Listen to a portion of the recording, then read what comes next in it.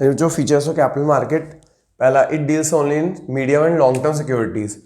अगर हम बात करें मनी मार्केट सिक्योरिटीज़ की, वो शॉर्ट टर्म सिक्योरिटीज़ में डील करती थी। उसका मैच्योरिटी पीरियड 1 ईयर से 1 ईयर तक होता था। इसका जो मैच्योरिटी पीरियड 1 ईयर से लेकर बहुत लंबे टाइम तक होता है, मतलब मोर देन 1 ईयर होता है। 1 ईयर से लेकर 5 ईयर, यानी कि इन्फिनिटी तक, जब तक कंपनी चलेगी तब तक भी हो सकता है।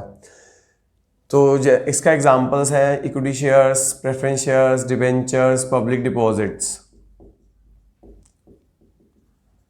फिर जो लेस लिक्विड होता है, लेस लिक्विड क्यों as compare to money market instruments? ये लेस लिक्विड है क्योंकि मनी मार्केट इंस्ट्रूमेंट में 1 दिन से लेकर 1 साल तक मैच्योरिटी होती है। लेकिन अगर आपका यहाँ पे जैसे शेयर्स है, वो अगर मार्केट में ट्रेडेबल ही नहीं है, कई शेयर्स होते हैं जो अच्छी कंपनीज होते हैं उन्हीं के शेयर ट्रेडेबल होते हैं, लेकिन अगर शेयर्स कुछ शेयर्स होते हैं वो ट्रेडेबल नहीं होते, मतलब उनकी इतनी लिक्विडिटी नहीं होती। तो जब तक वो ट्रेडेबल नहीं होंगे, मार्केट में बिकेंगे ही नहीं, तब तक वो लिक्विड हो ही नहीं सकते। यानी कि फिर वो लिक्विड कंपनी जो बंद होगी तभी हो सकते हैं। यानी अगर आपकी कंपनी आपकी बहुत अच्छी उसकी शेयर्स ट्रेडेबल होते हैं मार्केट में, तभी लिक्विड हो सकता है, otherwise shares are not tradable, मतलब बिकेंगे नहीं, लिक्विड होंगे नहीं। ये रिस्कियर है बहुत इन रिस्पेक्ट ऑफ जो आपके कैपिटल मार्केट इंस्ट्रूमेंट होते हैं, शेयर्स वेंचर होते हैं, बहुत रिस्कियर होते हैं, बहुत in terms of principal as well as return. क्योंकि भैया जैसे शेयर्स लिए तो शेयर्स पे आपका पता नहीं कभी वापस मिलेगा नहीं मिलेगा, और रिटर्न अगर कंपनी प्रॉफिट कमाएगी तभी रिटर्न मिलेगा, अदरवाइज नहीं मिलेगा। As compare to money market instrument, और कहते हैं ये प्रिंसिपल एज रिटर्न के मामले में दोनों रिस्की होते हैं। Higher return, obviously higher the risk, आपको पता है जितना ज़्यादा रिस्क होगा उतना ज़्यादा रिटर्न होगा। तो यहाँ पे कहते हैं कि रिटर्न काफ़ी टाइम्स में मिलता है। डिविडेंड कंपनी अगर कंपनी ग्रोथ करती है तो कंपनी अपना डिविडेंड भी देती है।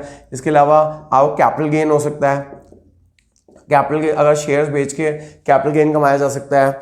उसके अलावा इंटरेस्ट भी, अगर आपने शेयर्स वगैरह में है तो इंटरेस्ट भी हायर होता है। तो इस तरह से कंपनी की जो प्रोस्पेरिटी ग्रोथ में भी आपको शेयर मिलता है। तो ये आपके फीचर्स ऑफ कैपिटल मार्केट है बच्चों। पहला, it deals only in medium and long term security, less liquid है। थर्ड, रिस्कियर ज़्यादा होते हैं as compare to money market instrument, higher return मिलता है।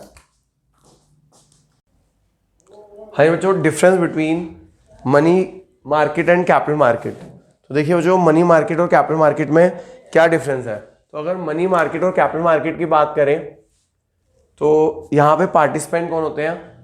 Reserve bank of India, financial institutions, bank, corporates. मुझे यहाँ पे भी कैपिटल मार्केट में भी वही पार्टिसिपेंट है, बस आरबीआई नहीं है। आरबीआई की जगह यहाँ पे आप रिटेल इन्वेस्टर कर दीजिए। यानी कि आपको याद करना है पार्टिसिपेंट कौन है? Financial institutions, banks, corporate. वहाँ पे भी वही है, फाइनेंशियल इंस्टीट्यूशन, बैंक्स, कॉर्पोरेट। बस मनी मार्केट में मेजर प्लेयर होता है आरबीआई। यहाँ पे आरबीआई की जगह रिटेल इन्वेस्टर्स कौन होते हैं? जो इंडिविजुअल होते हैं, जो अपनी सेविंग्स इन्वेस्ट करते हैं। यहाँ पे इंस्ट्रूमेंट्स, यहाँ पे कौन कौन से इंस्ट्रूमेंट्स में होते हैं major? Treasury bill, commercial paper, certificate of deposit, call money, commercial bill. यहाँ पे क्या होते हैं जो कैपिटल मार्केट में? Shares, debenture, bonds. इन्वेस्टमेंट, जो यहाँ पे इन्वेस्टमेंट आउटले की आपको ज़्यादा यहाँ पे आपका जो इन्वेस्टमेंट, लार्ज इन्वेस्टमेंट आउटले होता है जो अरबों रुपए में होता है, लार्ज इन्वेस्टमेंट आउटले होता है। और ये भी याद रखने वाली बात है कि मिनिमम 25,000 और मल्टीपल देयर ऑफ में मनी मार्केट में इन्वेस्ट करना होता है। यहाँ पे जो स्मॉल इन्वेस्टमेंट से शुरू होती है, generally face value of unit of security 10 या 100 तक होती है। तो एक स्मॉल इन्वेस्टर भी इसके अंदर इन्वेस्ट कर सकता है। यहाँ पे आपको large amount of investment minimum 25,000 multiple 25,000 में इन्वेस्ट करना होता है। ड्यूरेशन, अगर हम ड्यूरेशन की बात करें, जो मनी मार्केट इंस्ट्रूमेंट्स होते हैं वो 1 डे से लेकर 1 ईयर तक होते हैं। और यहाँ पे कैपिटल मार्केट की बात करें, यहाँ medium term and long term maturity होती है।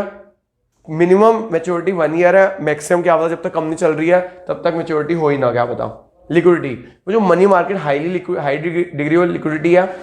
इवन यहाँ पे बना हुआ है डीएफएचआई क्या है? Discount finance house of India, जहाँ पे रेडली आपको बहुत large amount of funds readily available है। रेडली कोई कभी भी आपको पैसे अवेलेबिलिटी हो सकती है। यहाँ पे जो लेस लिक्विड है, क्योंकि मान लो किसी बंदे को अपना शेयर्स, पहली बात अगर शेयर्स तभी लिक्विड हो सकता है अगर वो ट्रेडेड ऑन स्टॉक एक्सचेंज हो और वो ट्रेडेबल हो और उसकी बहुत ज़्यादा लिक्विडिटी हो। यानी कि पहली बात फर्स्ट कंडीशन लेस लिक्विड माना जाता है as compare to money market. Obviously liquid है, बस लेस लिक्विड है as compare to money market. पहली बात, लिक्विडिटी होने की यहाँ पे कंडीशन होनी चाहिए कि वो ट्रेडेबल हो स्टॉक एक्सचेंज, यानी जो शेयर है आपका स्टॉक एक्सचेंज पे लिस्टेड हो और वहाँ ट्रेड होता हो और अच्छी खासी क्वालिटी में ट्रेड होता हो, तभी ये लिक्विडिटी में कन्वर्ट हो सकता है। जो अगर हम बात करें सेफ्टी की, तो मनी मार्केट इंस्ट्रूमेंट जो है सेफर है कैपिटल मार्केट से, क्योंकि यहाँ पे रिस्क कम होता है। दो रीज़न है इसके कारण। पहला, शॉर्टर ड्यूरेशन इन्वेस्टमेंट है, 1 दिन से 1 साल के अंदर पैसे मिल जाते हैं। और दूसरा, जो फाइनेंशियल साउंडनेस ऑफ इशूअर, क्योंकि आपको पता है कि कौन जनरली इशू करता है, आरबीआई, बैंक्स, बड़े बड़ी कंपनीज जिनकी बहुत अच्छी साउंडनेस होती है, तो यहाँ पैसा डूबने के चांसेस बहुत कम होते हैं। अगर हम कैपिटल मार्केट की बात करें, कैपिटल मार्केट रिस्कियर है as compare to money market instrument, क्योंकि दोनों के रिस्पेक्ट में, रिटर्न और प्रिंसिपल रिस्पेक्ट में, क्योंकि जो इसके इशूअर होते हैं, जो उनकी प्रोजेक्शन होती है कैश इनफ्लोज के बारे में, अगर वो सही नहीं बैठी तो हमें रिटर्न नहीं मिलेगा, प्रिंसिपल मिलने में दिक्कत आ जाएगी। तो यहाँ पे और एज कम्पेयर टू अगर हमारा जितना जो इशूअर है वो डिफॉल्ट, जो हमारे प्रमोटर्स है वो डिफॉल्टर निकल गए, तो भी दिक्कत आ सकती है। एक्सपेक्टेड रिटर्न आपने सुना है, higher the risk higher the return, lower the risk lower the return, या रिस्क कम है तो यहाँ पर रिटर्न भी कम है due to its short duration. Capital market में हायर रिटर्न है, 2 रीजन है, एक तो लॉन्ग ड्यूरेशन का है और दूसरा जो कंपनीज की जो प्रोस्पेरिटी होती है वो उनके शेयर होल्डर्स को भी मिलती है in the form of capital gain, क्योंकि कंपनी की वैल्यू बढ़ेगी तो उनको उनकी शेयर्स की वैल्यू बढ़ेगी, तो कैपिटल गेन भी बढ़ेगा। बोनस शेयर्स भी, उनको कंपनी बोनस शेयर इशू करती है तो इक्विटी शेयर होल्डर को मिलते हैं, डिविडेंड के रूप में भी मिलता है। तो ये सारी चीज़ें इस वजह से एक्सपेक्टेड रिटर्न ज़्यादा हो पाते हैं।